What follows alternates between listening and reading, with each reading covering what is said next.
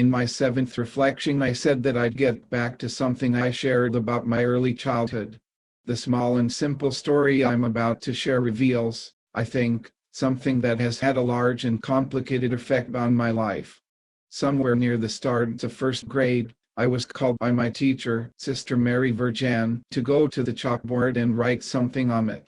All I remember is that I dropped the piece of chalk, it broke in half, and I was terrified about what was going to happen to me. I had no reason to fear her, she was patient and kind, so why was I so afraid?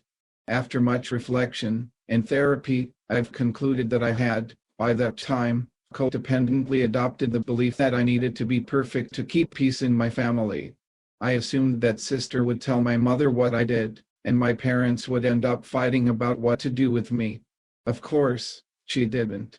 I'm not blaming either of my parents. They each had many wounds from their own childhoods.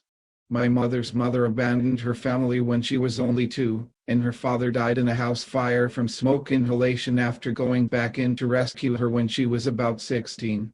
I can't begin to imagine how those experiences have affected her life. All I know about my father was that he had to leave home at 18 because, as he said, there were too many mouths to feed. He was one of 13 children, and while that is understandable for the place and time, some of his sisters have confided that he was the scapegoat of his family, but I have no idea why. He didn't go back to visit his family in Eastern Canada for over 25 years. Why am I telling you this story? The perfection I thought I needed to have could, of course, never match the reality of what I felt and knew of myself.